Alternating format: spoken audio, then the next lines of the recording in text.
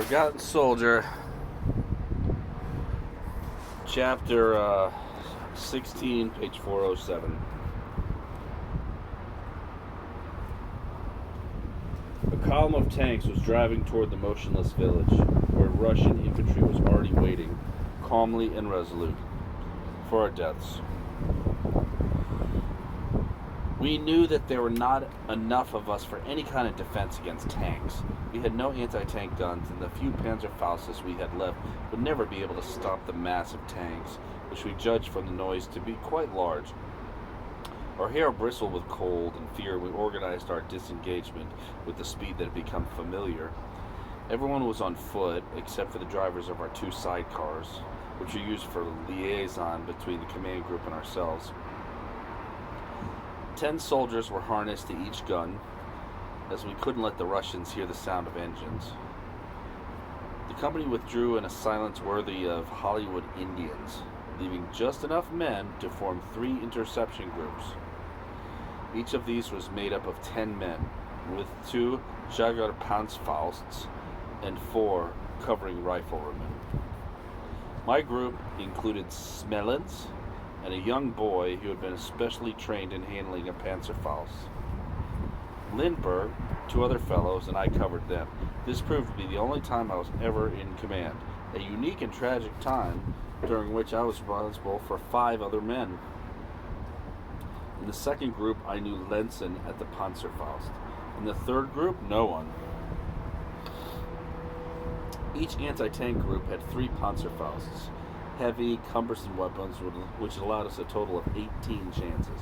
With maximum luck, if we hit home every time, we could hope to stop 18 of the 60 to 80 tanks we knew were coming toward us. We stiffened with terror as we grasped the desperate reality of our situation. Lieutenant Fallers told us that the enemy was slowing down, and that when 5 or 6 of their tanks were in flames, their demoralization would increase. He said that we would rejoin the company within 24 hours. But nothing could distract us from the horrible mathematics of the situation. We knew too well that the implacable thrust of the war could not be stopped. Today, on this day, accursed of all others, our turn would probably come. The rest of the company moved silently past us as we listened to the final recommendations of our superior. The rumble of tanks continued unbroken. I saw Hals going by beside the veteran and ran out to grasp his hand. Lieutenant Fowler stopped talking when he noticed me. I produced a few obscenities for Hals and Fiener, inappropriate to the gravity of the moment, and briefly considered giving Hals something to send to my family later. But I couldn't find anything and limited myself to a hoarse laugh. Hals couldn't think of anything to say to me. Fiener dragged him off. Fathers left us next, and our group separated. I remained alone with my command and with my doubtful friend Lindbergh, who had turned white and numb with fear. I, much too young for the job myself, had become a group leader, charged with dragging 5 other boys who had not yet attained their majorities into a horrible game of cops and robbers. I threw a quick glance at my subordinates. They were staring toward the south, where the noise was coming from. Lenson shouted and waved toward a dip in the ground where there were 4 or 5 buildings, probably a farm. I and my group ran after Lenson. The third group looked for somewhere to hide along the road. The wind was blowing in gusts, carrying the first half-formed flakes of the season. At that moment, the Russians began to pound the positions we had just left. The houses in the village about half a mile away were surrounded by geysers of black earth. Hastily, I sent my 2 joggers to a position among the large roots of some overturned trees. They began to dig frantically, trying to lower themselves a little deeper into the ground. The rest of us looked for shelter nearby. I was with a young fellow whose name I forget, but whose expression of determined tenacity remains ineffaceable. Lindbergh and our 6th man ran into the house behind us. 100 yards to our left, I could see Lenson and his assistant. The Russians were pounding the village into the ground.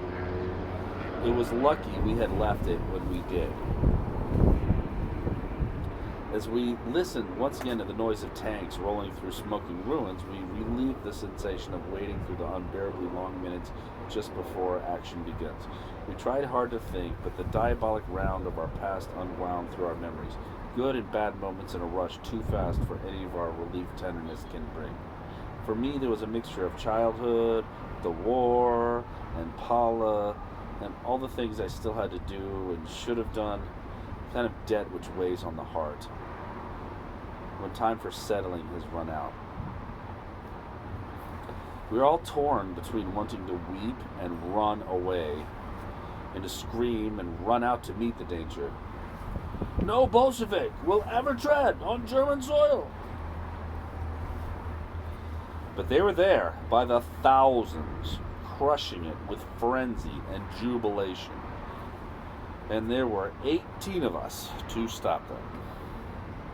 18 young men ready to cling to any miraculous superstition to go on hoping for a future as tormented as the present.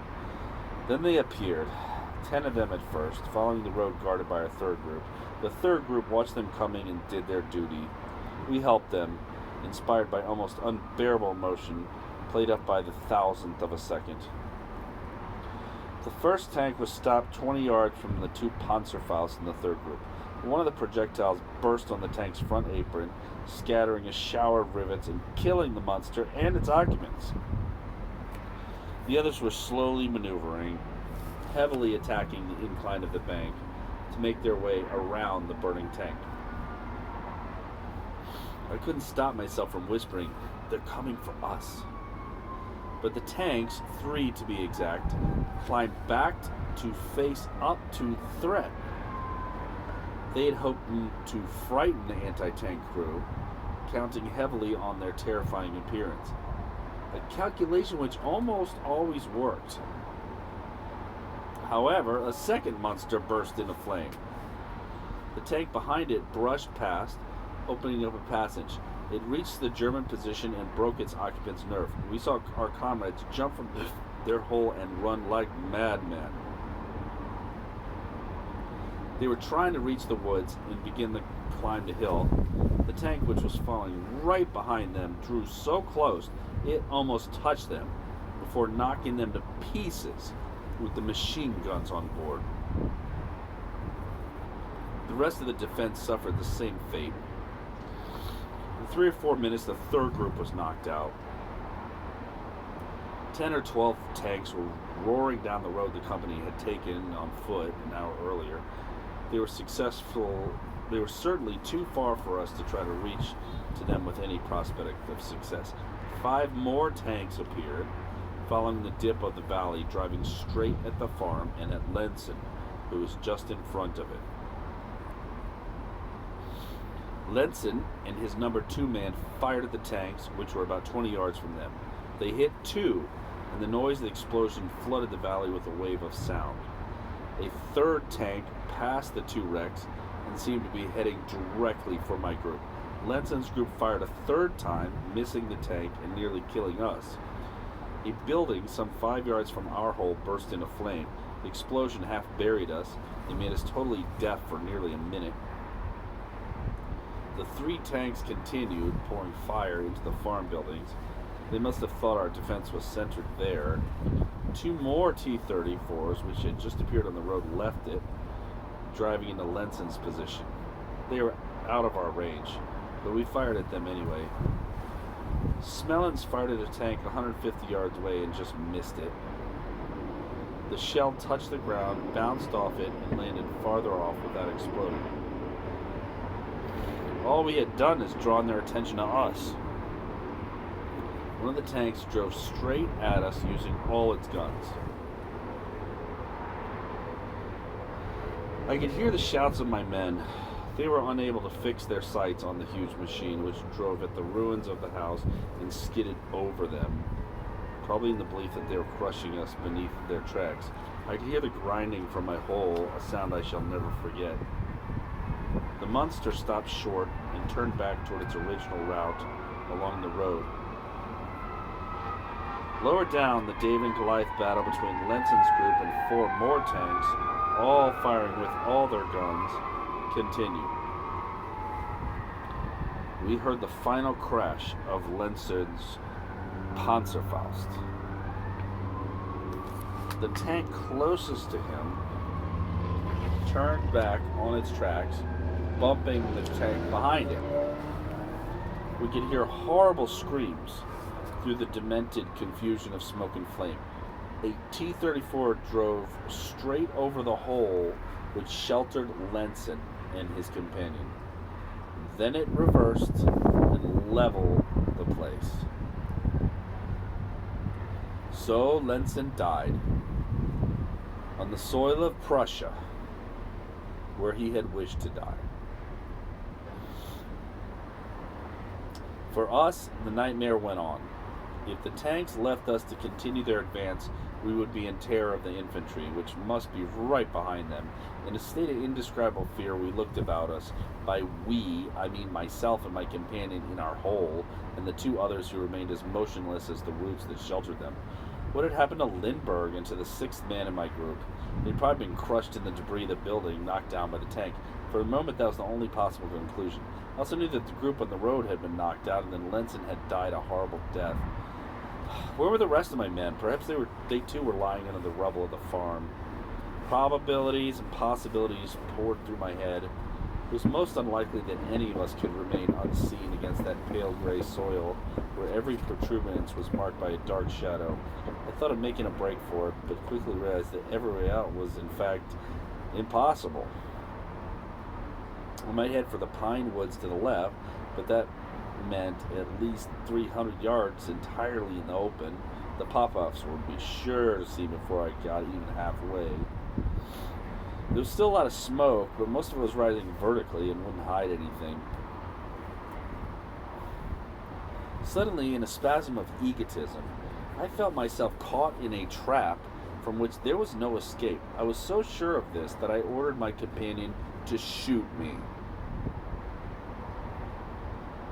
He was feeling much as I was, and stared at me with anguish. "No," he said, "I could never do that. But I wish you would kill me. Please kill me."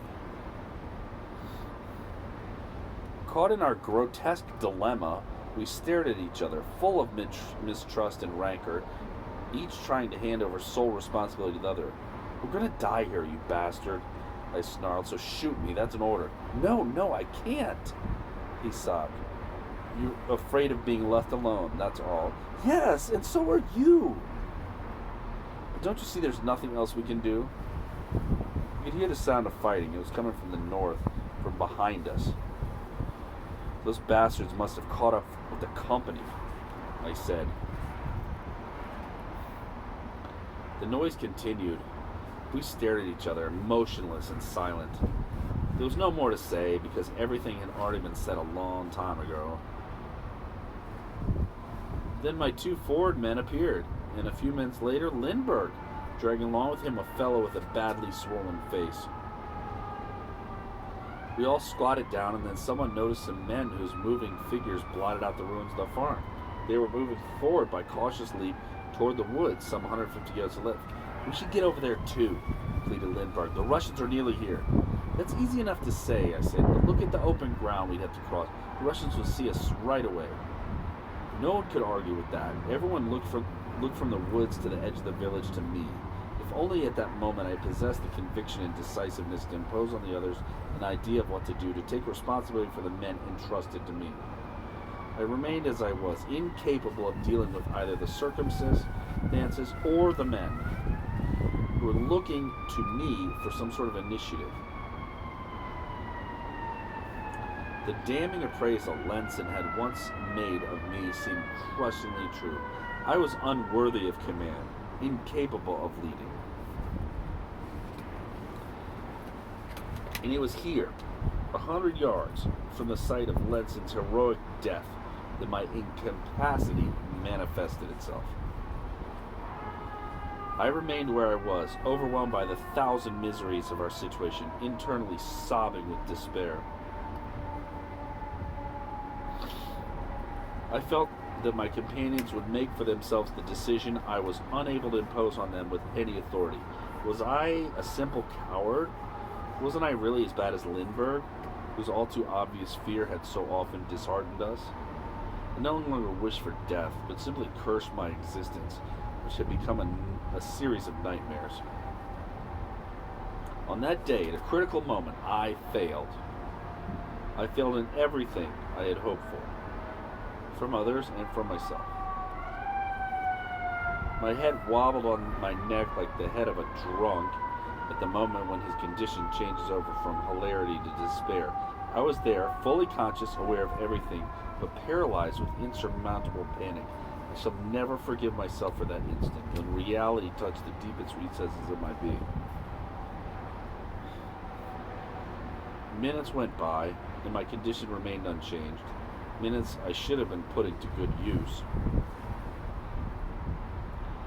Fear nailed me where I was, in the midst of 5 other human beings who were all on the brink of madness. I was no longer trying to see where our danger might be coming from, but was turning inward, on myself. I found nothing but despair. We could hear more tanks, the grinding of tracks, and the roar of engines. I began to tremble uncontrollably, unable to tear myself from my obsession. The others were clinging to each other, their faces distorted with fear, ready to scream.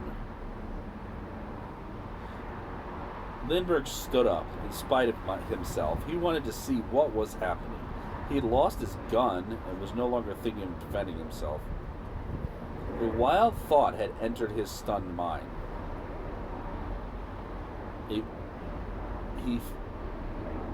fell forward across the edge of the hole, trembling convulsively like me. He had just clenched his fist around 2 stick grenades. Death was stalking us, approaching with giant steps. This time with a horrible shudder. I could feel its presence. Once again, from all sides, we heard the firing of big guns. The explosions nearest us destroyed what was left of our lucidity. We were no longer in the state to understand anything, except that we could also hear the sound of a truck quite nearby. Then we heard the barking of light machine guns. We stared at each other without words. The sound of a voice speaking German fell on our incredulous ears. Behind the shattered building, beside a truck with throbbing engine, some men were speaking German. We heard more tanks and automatic weapons and stayed where we were, stiff with fear. A man leaned over our hole, a German officer. We observed his presence without really seeing him. Perhaps he thought we were dead. He went away. But a few minutes later, 2 Panzer grenadiers led us from that hole, and we followed meekly. The anticipated German counterattack had taken place, led by 2 SS Armor Division, and had caught the Russians on the flank, inflicting heavy losses. We even took back the village for a few days before continuing our retreat, of course.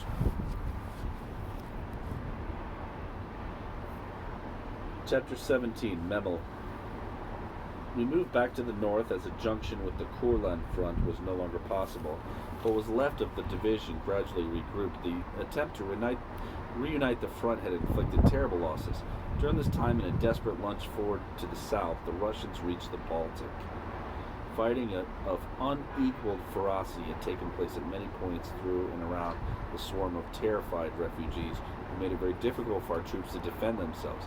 The entire Prussian civilian population was fleeing toward the coast. In a tragic tide, we ourselves had 2 choices. We could turn south, opening a route through several advanced Soviet positions, or move back to the north toward the newly reestablished front at Memel. However, the divisional command quickly realized that we could no longer have the means to move south toward Königsberg or even Elbing. Both towns were equally threatened, and the closest was at least 100 miles away. We would have to fight for every mile, with little chance of success and almost no possibility of picking up any food along the route of this mass exodus. So Memel was chosen. A short front, which had been practically surrounded since the autumn. We would have to fight our way through to make a passage for ourselves and for the flood of refugees moving with us, constantly slowing us down and often nearly paralyzing us. A pitiful, imploring procession dragging on foot through the bitter cold and the slush of the first snows. In spite of orders, we had to help, reassure, and support this chaotic wash of human beings. Everyone with an engine which could still run, even for an hour, carried a swarm of terrified children, trembling with cold and fear and God knows what else, while their families ran alongside, mixed in with the soldiers, who was their last hope of protection. We passed through towns and villages where the inhabitants had still been living a more or less normal life until 4 or 5 days earlier, although they had realized that their danger might become imminent at any time. Now, for the last 2 days, old men, women, and children had been desperately digging out the trenches, gun pits, and anti-tank ditches which were to stop the waves of enemy tanks. This pathetic and heroic effort before the infernal debacle which would sweep them into the flux of terrorized civilians was a preliminary shock for these virtuous civilians, who had saw the front coming toward them in the form of exhausted, half-starved troops, tired of fighting and of living, who brushed aside human pawns without a qualm, as if they're pieces of a losing game of chess. Every time a defense seemed possible, it was undertaken. The enemy at our heels were slaughtering the civilian population, who watched their approaching end in mute horror. The enemy had to be slowed down. The groups impressed into our effort accepted their fate in the ludicrous hope of putting out fires which were already raging. Their situations and sentiments were understood, and their misery measured and valued by those who came to bid them farewell. These men had reached the point beyond which death seems desirable, and still the war went on, like a blazing fire, which no sentiment, however realized, could stop. Those who broke through and reached Mamel would probably die at Mamel. Death at Mamel would seem a relief and a release, and a more orderly end than death in a place which would never be distinguished by any military operation. At this time and place, the absolute would be resolved by the absurd, unless, perhaps, they're already the same thing. Finally, our division, which is to say a third of it, broke through, and the command at Mamel was able to include it in their strength. The division had broken through, and the 1,500 men it cost us simply represented another figure to swell the note of heroism. For those who had been in the fighting, beside the men who were killed, the losses including some 20 names which had to be scrubbed from the company list, including Simon Lice and Fenke. We might perhaps have fought our way into a trap. We even thought that perhaps the Russians had deliberately loosened the grip to let us through. We had thought along with us as many civilians as we could, but many others had stayed behind, and for them the game was nearly over. They had to dodge the tanks pursuing them, and multiple barrages of howitzers and quadruple machine guns and Ivan's bayonets, all of which is very difficult for a mother with an infant at her breast and a small child hanging on her skirts. But after all, everyone is born to die.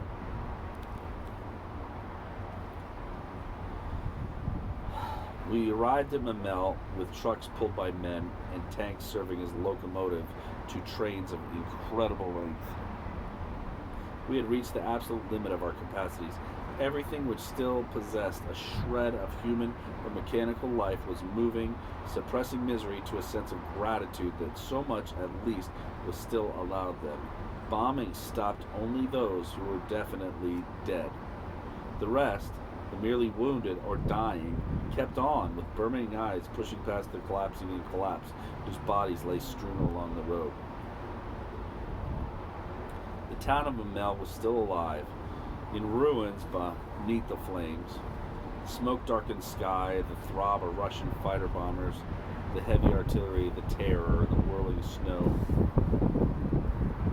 Once again, I cannot find the words to describe what I saw. Page 415.